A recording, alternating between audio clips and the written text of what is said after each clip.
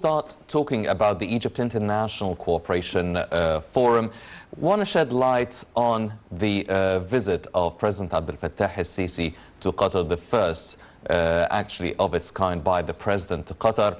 And before we start discussing that, let me welcome my very distinguished guest, Dr. Cherif AMIR, the Professor of International Affairs at the University of Paris. Dr. AMIR, thank you very much for joining us. Thank you. Dr. AMIR, now this is the first visit by the President to Qatar upon the invitation of the Qatari Prince. Now, they actually met when he came to Cairo, visited last June. They're talking about many regional issues, notably cooperation in the energy sector and agricultural sector.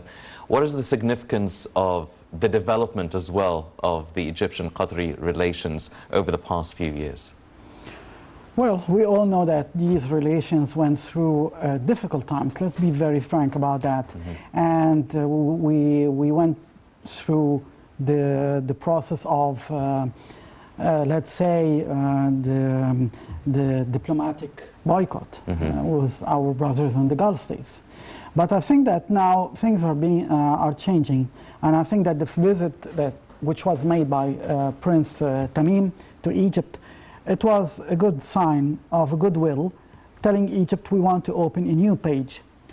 I think that President Sisi knows very well the position of Egypt and where is its interest. And we trust the decision of the President in these cases because we all know how it was very, very tense with Qatar.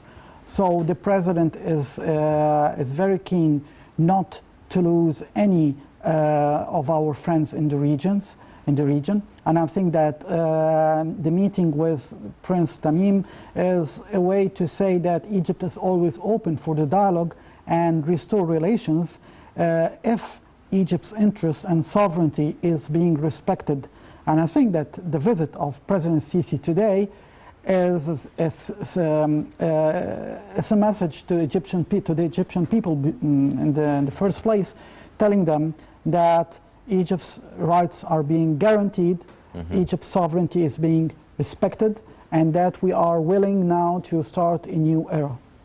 Well, during the last visit in June by Prince Tamim to Cairo, Qatar has actually pledged to invest about $5 billion in Egypt, and now Qatar Energy, the firm, is about to buy 40% stake at ExxonMobil of the United States, which in turn really deals with the gas exploration of Egypt in the Mediterranean. So does that mean that things are progressing not just diplomatically, but also in terms of trade cooperation and economic cooperation between both countries, that they will be taking part in one of the major sectors here in Egypt for the future, the energy sector? Well, I'm sure that what is taking place not only in the Middle East, but also in the energy sector in the world, in the crisis between Russia and Ukraine now, we all know that this card is being played heavily by the Russians, and it's getting some results. And I think that states like Egypt, like Qatar, and other Middle Eastern states are trying now to find a solution in order to not to upset the Americans or the Western Bloc, because, let's say it frankly, we need to have a way of stability so our economies won't be hurt. And that's why I think that the organizing or the coordination between Egypt, which has this energy or the gas supplies, and Qatar also, which has the money and the investment, it will be an extraordinary step towards this stability of the markets. But let's stay very, very alert, because things could change in a day or in just one day. Let me give you an example. Yesterday, for example, the war escalated between Azerbaijan and Armenia. And why Azerbaijan started the war? Because it has signed a gas deal with the EU, and the EU has given the green light to Azerbaijan to act. So look how the geopolitical and military things are being guided with these kind of transactions. Yes. So if we will deal with our, let's say, competitors before, which is now our collaborators, I mean, Qatar, we are working together. If we will take advantage of these situations also, we could have a very powerful positions toward the EU, who needs the gas supply, and also towards Russia, because we are telling them we are trying to exploit only our fields. We don't want to upset them. And I think that we have the leadership that can take the real, exact, precise decisions at the moment that it could be taken. Yes. Well, this leadership is also focusing not just on the Gulf states and the eastern states, but also looking at the whole of the African continent within the African states. Now, the Egypt International Cooperation Forum 2022, the second edition took place at the new administrative capital under the auspices of the presidency, who reiterated that it is a big push ahead of the COP27 summit. Let's check out this report and we'll be right back.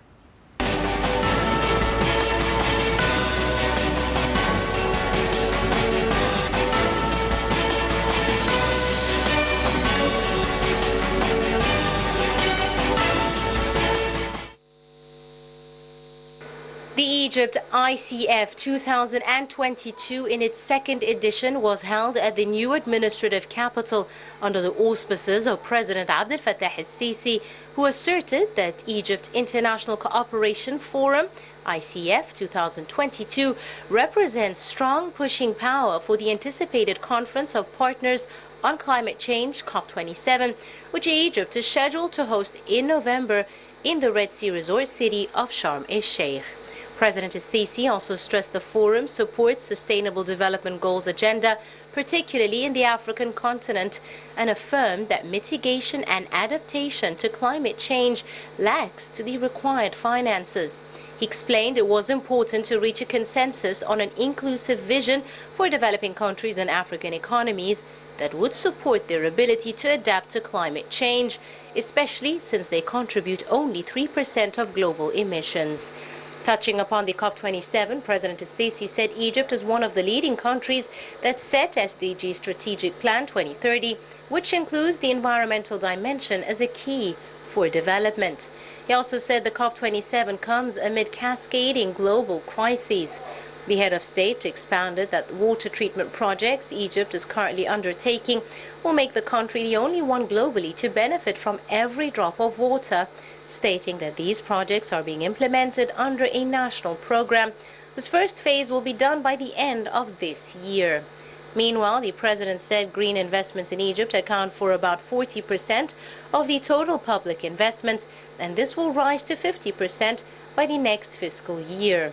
He also added Egypt only contributes 0.06% of global emissions.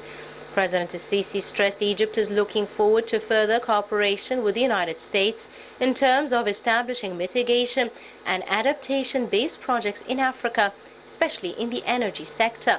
The President urged the international community to fulfill their climate action commitments, as well as increase grants directed to developing and African countries to support their adaptation and mitigation efforts.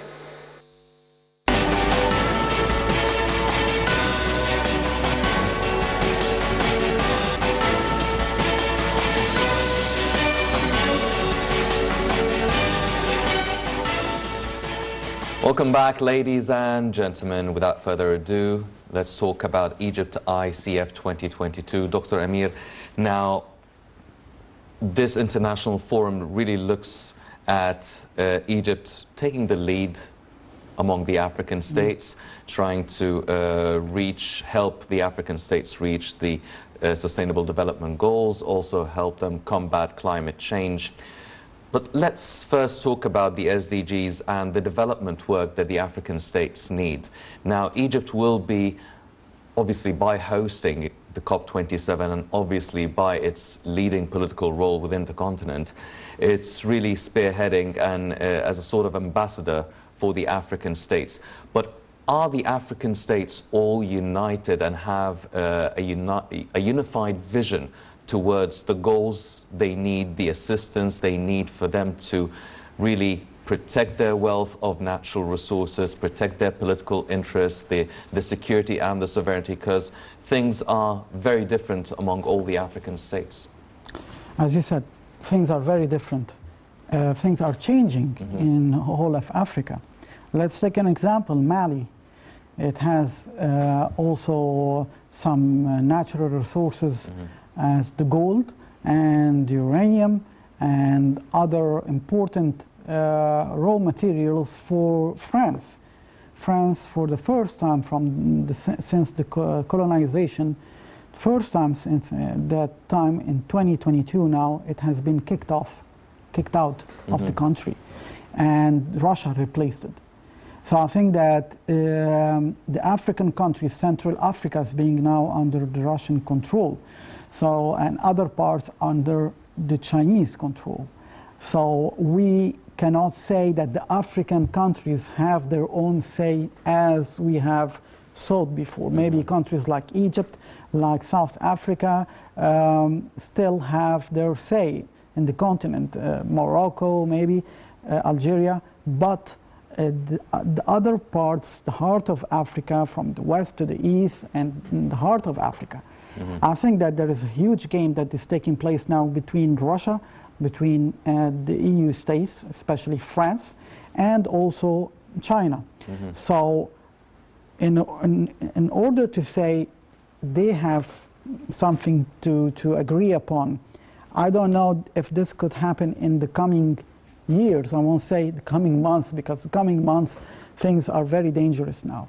So I think that once these countries will settle and agree upon a national, or let's say a geopolitical policies for the continent, maybe you can say that they would have a united position. But right now, I have to be frank, we have countries that have, Mali, as I said, decided to boycott and cut all the diplomatic relations with France. The Senegal has problems with Mali, and Algeria has problems with Morocco, and every country in this continent now is trying to reshape its policies. Who will gain at the end? I hope that the African nations would be the benefits, the beneficiaries. But let's say something, that the President Sisi, when he was the head of the African Union, he tried to put a policy of economic cooperation between the African states, so we could all have one word. But let's say again that policies change, geopolitical situation change, and unfortunately we're still under the spell of the superpowers, whether the US, whether the EU, whether the Russian Federation or China. Well, the President has been really working on strengthening the Egyptian relations with the Gulf states. I mean, talking about Saudi Arabia, Kuwait, the UAE, Qatar, Iraq as well, Jordan, Bahrain, all these countries. And he's also been working on strengthening the relations with the African states, and you've highlighted the differences and difficulties the African states are going through, in addition to the Tigray issue with Ethiopia as well. So unifying all the African visions could be a challenge, but at the same time, the whole world is suffering from, I mean, post-COVID, and also the Ukrainian-Russian conflict, which doesn't look like it's going to end anytime soon, especially with the big advances that Ukraine has achieved over the past couple of days. So it's really about having this sort of siege mentality between the African states, trying to gather all powers, understanding that maybe the other international communities won't be very much open to cooperate as freely and as they wish, as they used to for the past decades. Especially they're going through their own energy crises and economic recessions. So do you think that maybe these crises that are going on and taking place in Europe could be one reason or a blessing in disguise for the African states to actually unify their vision and unify their goals? Well, here it depends on the people of these nations, whether they want to change things or not. And this is what we have highlighted during the conferences of the youth and the African youth in Sharm el-Sheikh and in Aswan.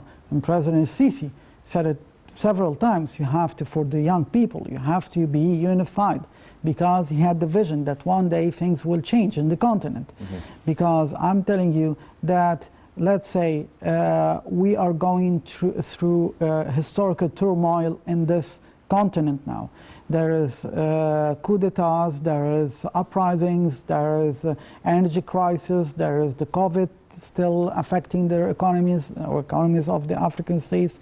As I said, in North Africa, which was always the stability, now it's not stable anymore. Tunisia has its problems, Algeria has its problems with Morocco, Libya, you all know the story, it's deteriorating day after the other. Sudan is still in turmoil.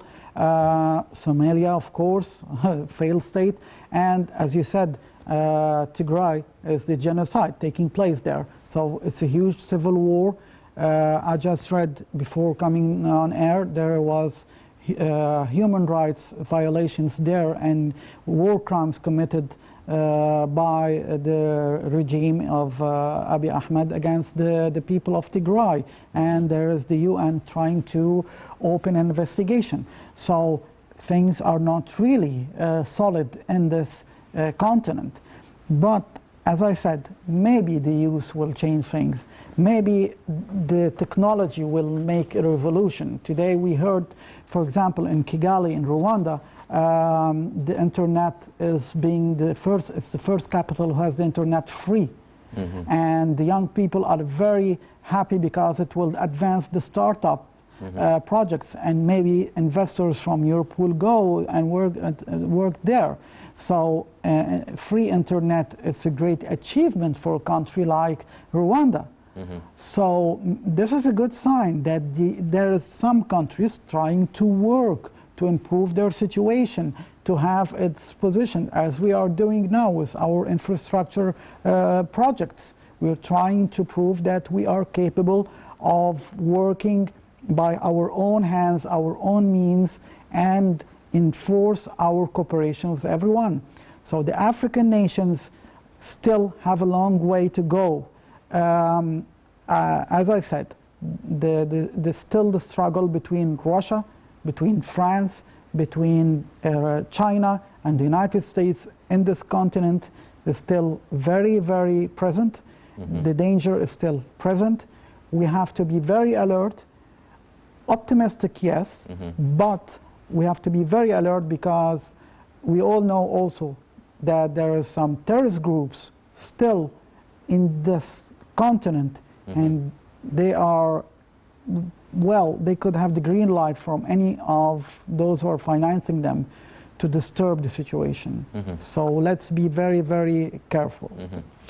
Well, the COP27 is less than 2 months away now. Do you feel like, because Egypt has been going, holding a lot of summits, a lot of conferences everywhere around the world, really trying to maximize on this opportunity. Do you feel that the African states can pull their socks off in less than 2 months and really focus on their development goals, their climate change fight, and try and work things together in less than 2 months? It needs a miracle. We need a miracle, because the problem of Africa, and especially the green energy, is money. And who would finance now the African nations in these crises? We heard that Europe is going through a very tough period now before the winter. And Germany especially, which is the wealthiest of the EU. So you can imagine how you could convince them to get from their pocket some euros. For us, it will take a miracle, because they need the money now. So I think that it's very important to look at the bright side for our diplomacy. Why? Because it's a challenge.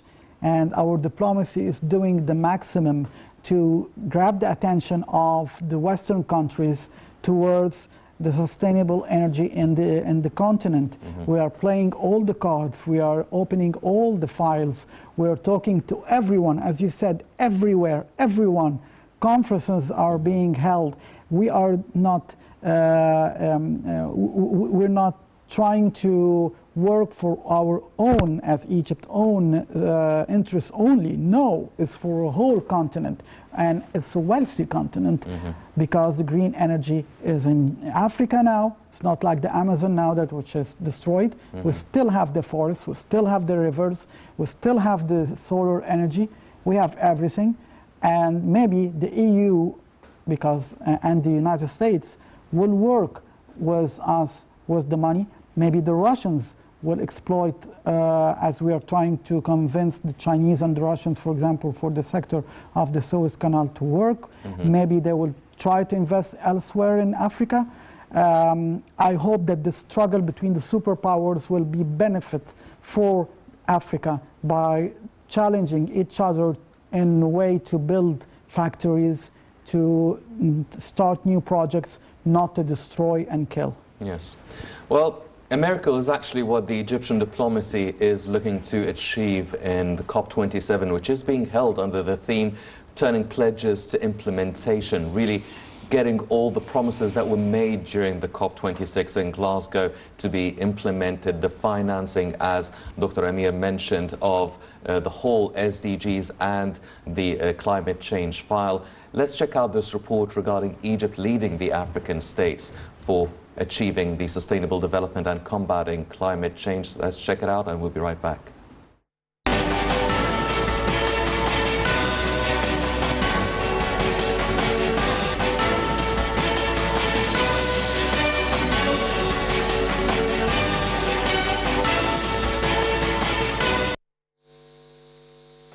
Egypt seeks to crystallize a joint African vision that accelerates Sustainable Development Goals agenda and climate action, as well as boosts the African intra-cooperation in partnership with global and regional partners amid serious challenges with significant political and economic repercussions on development.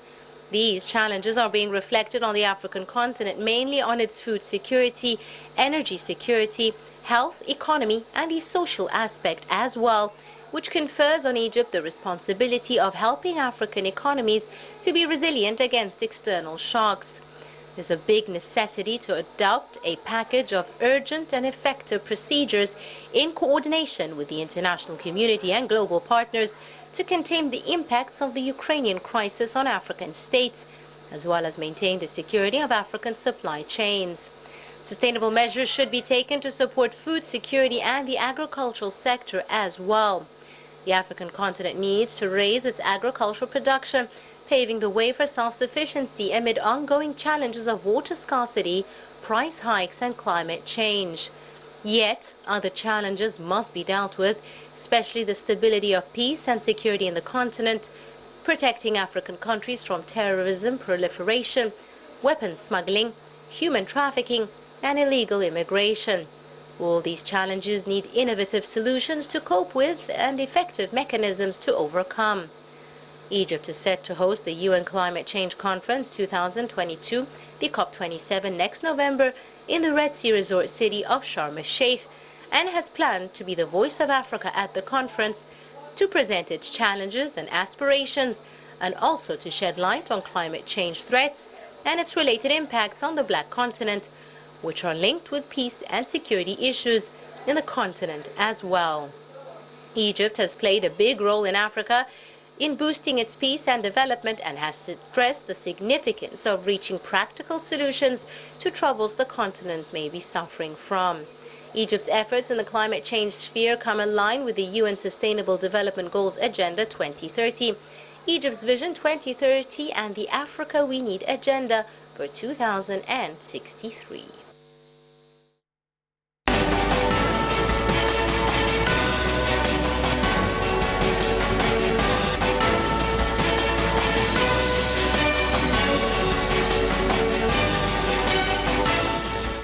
Well, Welcome back, ladies and gentlemen, continuing our discussion with Dr. Amir.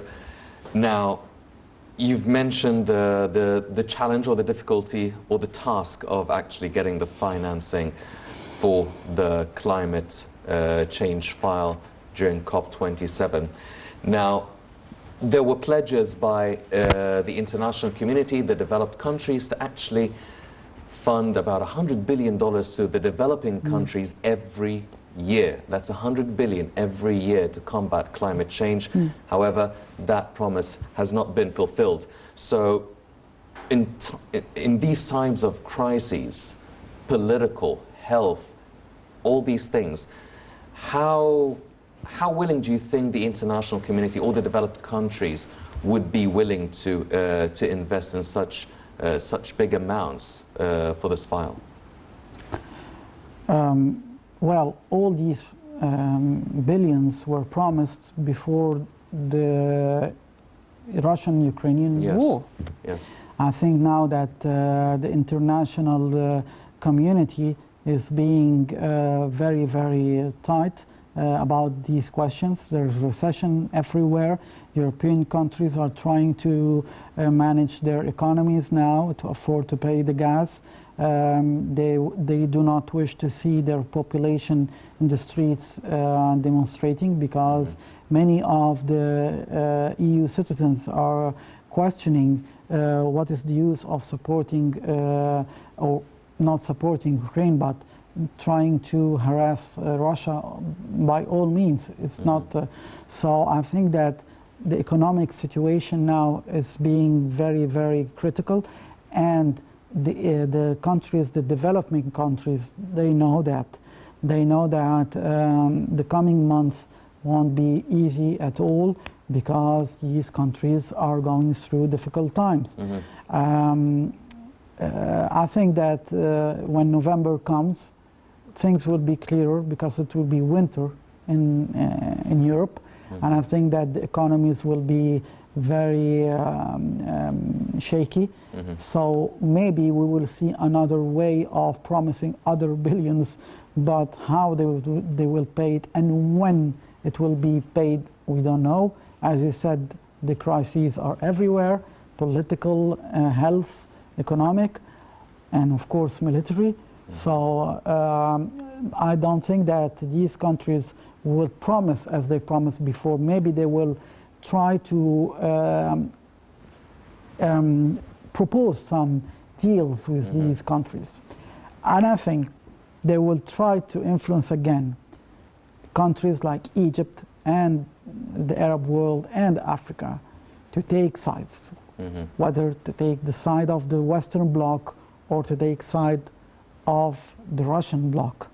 And I think this would be the main way to promise money. If you will be with us, we will give you the money and the finance. If you won't be with us, well, you will suffer. But I think that the Europeans won't be able to do that now, because they need these finances, they need this money, because they have to find a way for paying the gas bills. Well, a lot of analysts and observers are actually saying that one thing that could be encouraging for the developed countries to invest, especially for the African states that are very rich and very wealthy in natural resources, is in the field of energy, and trying to create and invest in renewable energy, sustainable energy, green energy, and especially that the European community, also all the developed countries, the superpowers, everyone's suffering from the energy and food crisis. So it seems that energy and agriculture could be very high on the agenda for opportunities to be met. Could this be the bargain, the main strong card that African states could be offering in return for a lot of financial help in terms of climate change and sustainable development goals? It depends of what we will offer, because we all know that even in agriculture, now it's the grains that being used now as a way of threatening some countries. the Russian President Vladimir Putin said, for example, that when we made the deal that the agricultural products will go out from Ukraine to the needy countries or the African countries, we discovered that the ships were headed to Europe and didn't go to these countries. So they said, well, I have to alert the African countries and the developed countries that, watch out, they are trying to influence your decisions by taking all these supplies and then distributing to you again by taking them from us from the beginning.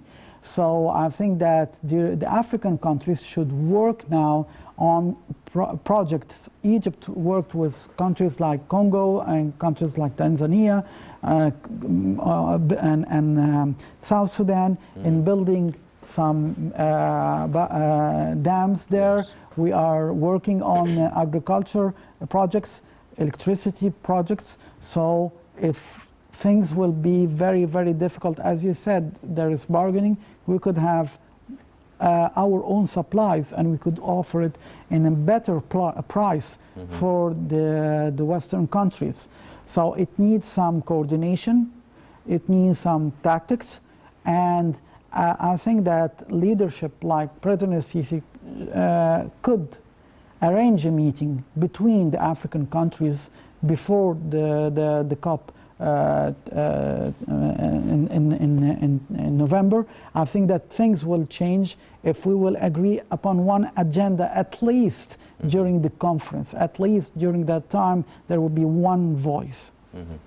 Well, Egypt has its own goal and vision for achieving sustainable development 2030, and it's been working religiously towards that goal.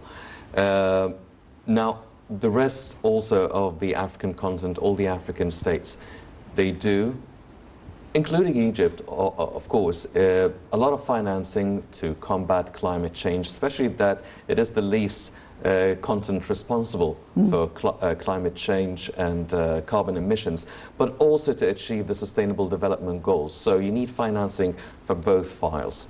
Now, how can we reach that or hit that balance between getting the finances and knowing exactly where should the money go for climate change, combating climate change, or achieving the Sustainable Development Goals, which is still very essential to the basic needs for a human? Well, it needs also in that precise category the coordination with the UN, with the Secretary General Guterres. I think that he's someone who's he's keen, he's not taking political sides like many of his predecessors.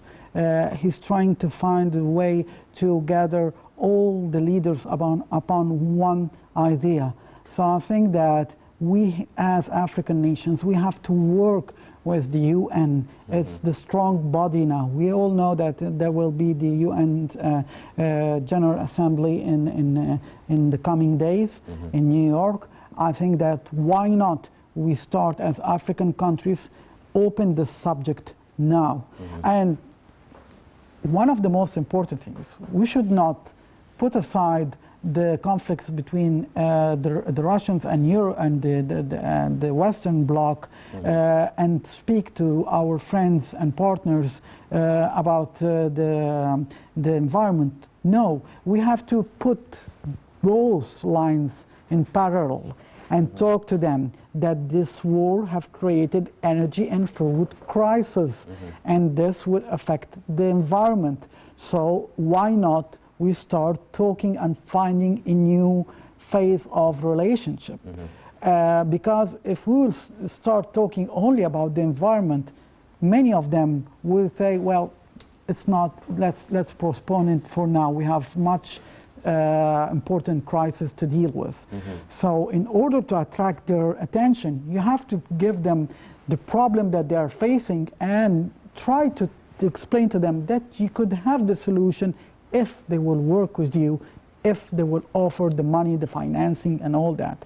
But as I said, the equation is very difficult because it's in the heart of Africa now that the struggle between all these superpowers are taking place. So you will have countries pro-France and countries pro-Russia and countries pro-China and other countries like Egypt working for its own sovereignty and protection. So the equation is difficult, and maybe the UN could be the right body that we could work with in the current situation. Yes. Well, you've mentioned how all these different conferences and meetings, be it with the UN or the COP27, that sometimes there is a chance that countries or states would be, will kind of have to take a certain side. So it's really a political game of chess as well during these conferences and summits. So is this the time maybe, or a big chance for the private sector to be more involved instead of government-owned companies around the world that actually have to abide by the politics of their own country? So maybe it's a chance for the private sector looking at their own economic interests to take the lead in these steps and maybe make a change. For God's sake, did you see any independence for the private sector in Europe towards Russia, for example? We have all the big brands, they got the order to lose money and get out of the Russian market, and they just left. They could have said, no, we have our independent decision. And this is about the Western countries I'm talking about. I don't want to mention the names of the brands, but big brands of restaurants, fast food, soda drinks, and they lost billions of dollars. So that means that the private sector, unfortunately, is still under the authority of the decision makers. They have only the word in local elections of supporting the campaign of one of the candidates. That's only their limits.